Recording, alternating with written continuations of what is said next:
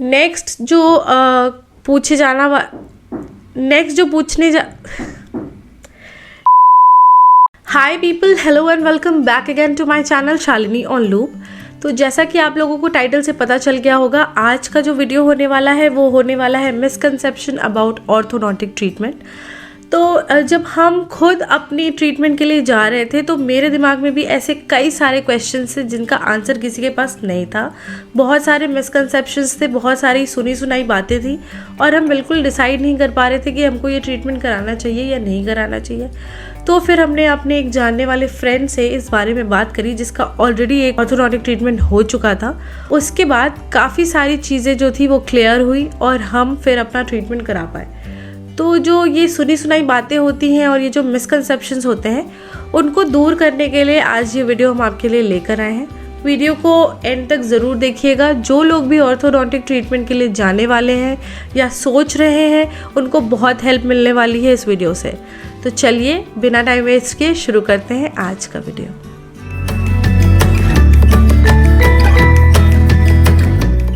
तो गाइज़, मेरे last video जो हमने अपलोड करी थी वो थी मेरी ऑर्थोडोंटिक ट्रीटमेंट की जर्नी के बारे में। उसका लिंक हम आपको यहाँ पर शेयर कर देंगे। आप यहाँ से उस वीडियो पे जा सकते हो और फिर वापस इस वीडियो पे आ सकते हो।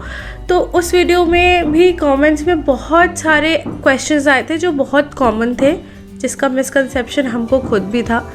तो उन्हीं मिसकंसेप्शंस को दूर करना है आज इस वीडियो में। तो चलिए बात करते हैं सबसे पहले मिसकंसेप्शन के बारे में। तो सबसे पहला मिसकंसेप्शन जो है वो है कि क्या ऑर्थोडोंटिक ट्रीटमेंट कराने के बाद हमारे दांत वीक हो जाते हैं। ये क्वेश्चन आप ऑलमोस्ट 90% ऑफ द लोगों के मुंह से सुनेंगे अगर आपने उन्हें बताया हुआ है कि आप ऑर्थोडोंटिक ट्रीटमेंट के लिए जा रहे हैं। तो क्या ये सच है? ये बिल्कुल सच नहीं है। इट्स अ मिथ, क्योंकि ऐसा कुछ भी नहीं होता है। हमने खुद ऑर्थोडोंटिक ट्रीटमेंट कराया हुआ है और मेरे दांत जैसे पहले थे बिल्कुल वैसे ही हैं, परफेक्टली फाइन है, कोई इशू नहीं है स्ट्रेंथ को लेके। हम एप्पल भी खा सकते हैं, हम नट्स भी खा सकते हैं, हम कॉर्न भी खा सकते हैं। तो कोई ऐसा इशू नहीं है दांत वीक हो गए हैं। It's nothing like that, it's just a myth. तो इस पे बिल्कुल भरोसा मत कीजिए। और दूसरा मिसकंसेप्शन है कि क्या हमारे दांत हमेशा के लिए येलोइश रह जाते हैं, उनका कलर चेंज हो जाता है और हमारे दांतों का कलर हमेशा के लिए वैसा ही हो जाता है, परमानेंट हो जाता है, वो फिर ठीक नहीं होता है। तो ऐसा बिल्कुल भी नहीं है। ऑर्थोडोंटिक ट्रीटमेंट के टाइम पे हमारे दांतों पे ब्रैकेट्स लगाए जाते हैं जिसकी वजह से वहाँ पे क्लीनिंग करना पॉसिबल नहीं होता है और कुछ और ऐसे एरियाज़ होते हैं जहाँ पे ब्रश आपका नहीं पहुँच पाता है। तो क्लीनिंग करना थोड़ा डिफ़िकल्ट हो जाता है, जिसकी वजह से हो सकता है आपके दांत थोड़े से येलोइश हो जाएं या उनका कलर थोड़ा सा चेंज हो जाए। बट अगर आप ऑर्थोडोंटिक ट्रीटमेंट के टाइम पे ऑर्थोडोंटिक ब्रश यूज़ करते हैं तो आपकी एक क्लीनिंग वाली प्रॉब्लम भी सॉल्व हो जाएगी। दूसरा, अगर आपके दांत फिर भी येलोइश रह जाते हैं आफ्टर द ट्रीटमेंट, क्योंकि ब्रैकेट्स लगे होते हैं, वो जब निकलते हैं तो नीचे तो सफाई हो नहीं रही होती है। ब्रैकेट निकलने के बाद जब हम उनको साफ़ करते हैं तो हो सकता है वो हल्के से पेल आपको लगे या साफ़ ना लगे। तो उसके लिए आप अपने डेंटिस्ट से बात कर सकते हैं, वो आपकी बहुत अच्छे से क्लीनिंग कर देंगे टीथ की। और अगर आपको लगता है कि आपके दांत बहुत ज़्यादा येलोइश हो गए तो आप ब्लीचिंग के लिए भी जा सकते हो बहुत आराम से। आप अपने डेंटिस्ट से इस चीज़ को डिस्कस कर सकते हो, वो आपको और भी कई सारे ऑप्शंस बता सकते हैं अपने दांत को क्लीन रखने के लिए।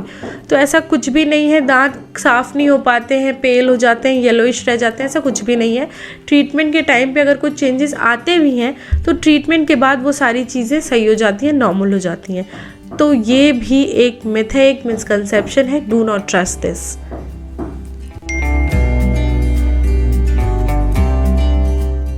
नेक्स्ट जो पूछे जाने वाला सवाल था वो ये था, क्या ऑर्थोडोंटिक ट्रीटमेंट कराने से वेट गेन या वेट लॉस होता है? इसका बहुत ही सिंपल रीज़न ये है कि जब हमारा ऑर्थो का ट्रीटमेंट शुरू होता है हमारे दांत में बहुत सारे चेंजेस आते हैं, मुंह के अंदर बहुत सारे चेंजेस आते हैं, बहुत सारे चेंजेस से मेरा मतलब है कि ट्रीटमेंट थोड़ा पेनफुल होता है, तो आपके जॉज़ में, आपके दांतों में, गम्स में थोड़ा पेन रहता है।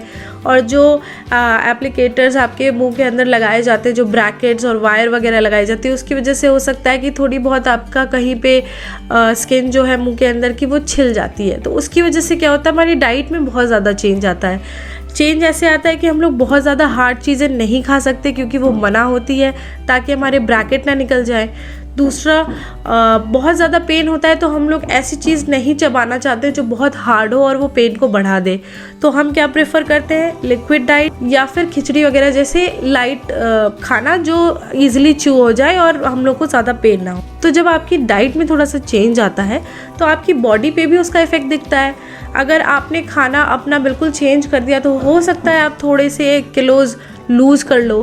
कुछ केसेस में ऐसा होता है लोगों का वेट गेन भी हो जाता है, पर वो भी डाइट की ही वजह से होता है। इसका कोई ऑर्थो की ट्रीटमेंट से इतना ज़्यादा लेना देना नहीं है। और दूसरी चीज़ अगर है भी तो ट्रीटमेंट के बाद जब आप अपनी डाइट नॉर्मल कर लेते हो, जैसा आप खा रहे होते हो वैसा खाने लगते हो, तो वो चीज़ भी नॉर्मल हो जाती है।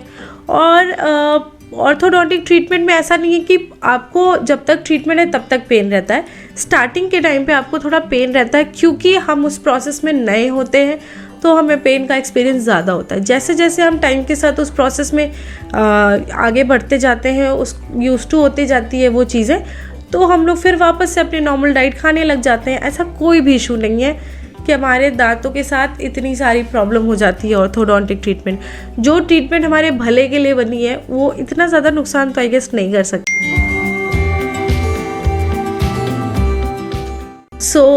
जो नेक्स्ट मिसकंसेप्शन है वो ये है कि क्या ऑर्थोडोंटिक ट्रीटमेंट कराने के बाद हम कोई भी हार्ड फूड आइटम नहीं खा सकते, लाइक जो चीज़ें मना हो जाती है वो हम नहीं खा सकते। तो ऐसा नहीं है। ट्रीटमेंट के टाइम पे आपको कुछ चीज़ें मना होती हैं क्योंकि ब्रैकेट और आपके वायर को नुकसान ना पहुँचे इसके लिए। और जब आपका ट्रीटमेंट ख़त्म हो जाता है, आप वापस से वो सारी चीज़ें जो आपको मना है ट्रीटमेंट के दौरान, वो सारी चीज़ें आप खा सकते हो, जैसे कि नट, जैसे कि नॉन वेज, कोई भी हार्ड चीज़, वो सब आप खा सकते हो। ऐसा कोई इशू नहीं है। इवन हम तो कई सारी चीज़ें अपने ट्रीटमेंट के कुछ टाइम बाद जब हम यूज टू हो गए थे उस प्रोसेस में तो खाने लग गए थे, तो ऐसा कोई प्रॉब्लम नहीं हुआ। और अब जब मेरे ब्रेसेस निकल चुके हैं तो हम सारी चीज़ें आराम से खा लेते हैं बिना किसी प्रॉब्लम के। तो ये भी एक बहुत बड़ा मिथ है, बहुत बड़ा मिसकंसेप्शन है, तो इसको भी ट्रस्ट मत कीजिएगा। गाइस, जो बहुत लोगों ने क्वेश्चन पूछा था कि क्या एज फैक्टर मैटर करता है ऑर्थोडोंटिक ट्रीटमेंट के लिए जाने के लिए, क्या हम बहुत अर्ली एज में ब्रेसेस नहीं लगवा सकते या फिर जब अडल्ट हो जाते हैं तो ब्रेसेस नहीं लगवा सकते। तो गाइस, ऐसा कुछ भी नहीं है। एज फैक्टर अभी तक ऐसा नहीं है कि आप इतने से इतने एज के बीच में ही ब्रेसेस लगवा सकते हो। इवन अगर आप बहुत अर्ली भी स्टार्ट करना चाहते हो, लाइक 7-8 ईयर्स से ही ऑर्थो के ट्रीटमेंट शुरू हो जाते हैं बच्चों में, आपने देखा होगा।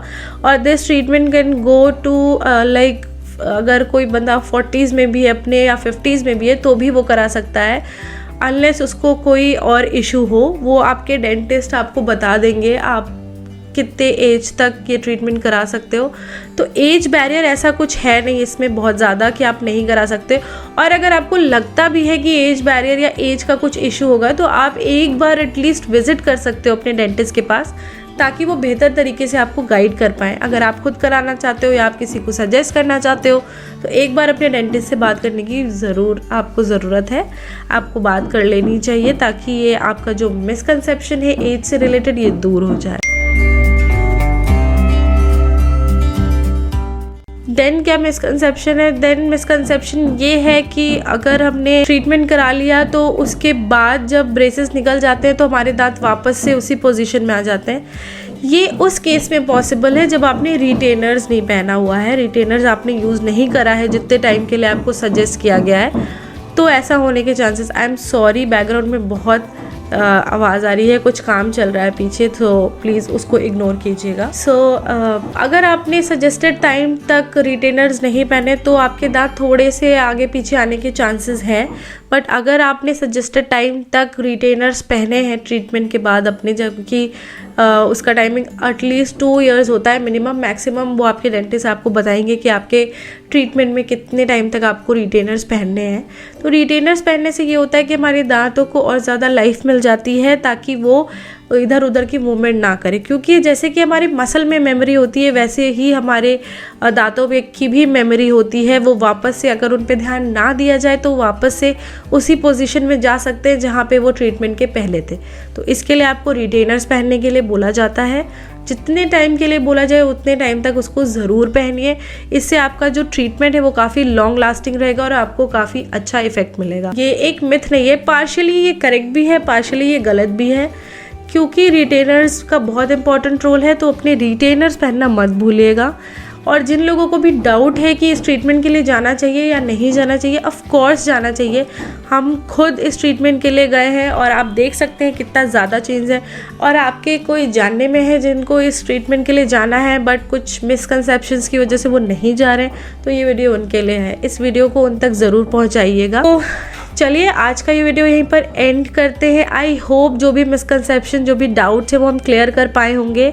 और इस वीडियो को ज़रूर शेयर कीजिएगा, क्योंकि बहुत सारे ऐसे लोग हैं जिनको ये मिसकंसेप्शंस है। तो चलिए इस वीडियो को यहीं पर एंड करते हैं। मिलते हैं आपसे अपने नेक्स्ट वीडियो के साथ। जो लोग मेरे को पर्सनली जानना चाहते हैं वो मेरे इंस्टाग्राम हैंडल पे हमको फॉलो कर सकते हैं, वो यहाँ पर आपको स्क्रीन पे नीचे दिखाई देगी।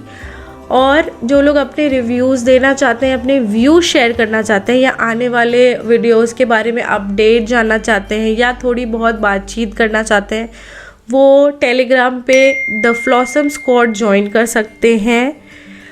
और वीडियो को लाइक शेयर करना बहुत ज़रूरी है। और चैनल पे जो नए हैं वो चैनल को सब्सक्राइब कीजिए। So do like share and subscribe to my channel Shalini on loop. Till then, take care. Bye bye.